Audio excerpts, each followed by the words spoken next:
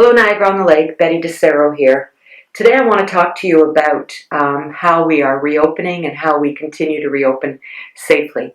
We've had a number of calls and questions come in from residents on what they need to do if they're planning on having people over.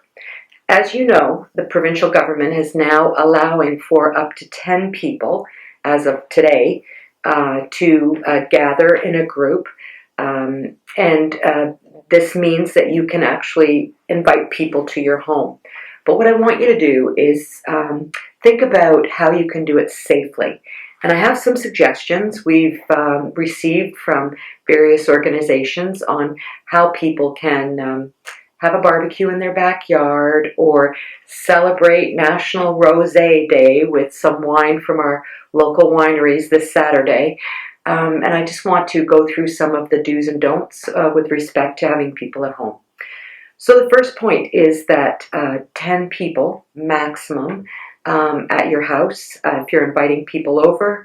And that means both inside and outside. So if you have some good space in your backyard, maybe have people outside for the afternoon or evening. And you need to continue because you need to continue social distancing or physical distancing. So if your house is not big enough to have 10 people 6 feet apart, then you should probably plan to do something outside. If you can't maintain that 6 feet constantly with between you and your guests, you should actually think about wearing a mask and inviting your guests to wear a mask also if it's going to be closer than the 6 feet. What you should be doing and thinking about prior to people coming over is placing the chairs that people will sit on in the locations that will allow for this physical distancing. Once people get there and they sit down, they're sort of leery about moving furniture around to accommodate physical distancing, so you should probably plan that ahead for your guests. Also, as any good host or hostess, you should probably have lots of sanitizer. You should probably have Kleenex placed as in as many places as you can, and hand wipes, either at the door or in strategic locations throughout your house, so people can wipe their hands as much as they feel comfortable doing. If you're celebrating National Rosé Day and people are coming over and bringing wine, you should actually take the wine from them at the door and wipe the bottle clean and only have one person pouring all the wine for everyone. So that way only one person's hands are on each of the bottles, so you're not touching everybody touching the bottles.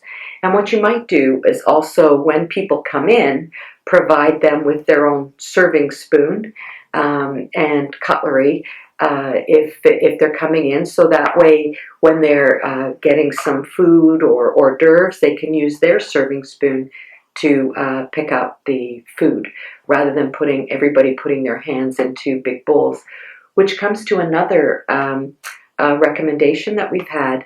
Rather than putting a big bowl of chips or peanuts, make it small individual bowls and make sure that each guest has their own bowl, so that way they can pick at their nibblies as they want freely. And like I said, if that's not possible, then give everyone a serving spoon so they can take from the bowl and not touch the nibblies that are in there. What you should also be doing is allowing people the opportunity to talk to each other and feel free about sharing their experiences with respect to COVID-19. We have gone through a serious isolation period where people have not been able to see each other face to face for a very long period of time.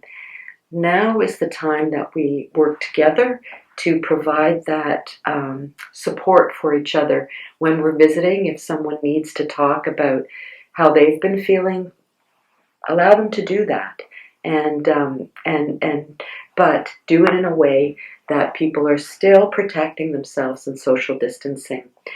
So as we enter this reopening, I hope everybody stays safe. I hope everyone stays healthy. And I want to thank you all for taking the precautions we need to take care of each other together. We'll get through this. Have a good weekend.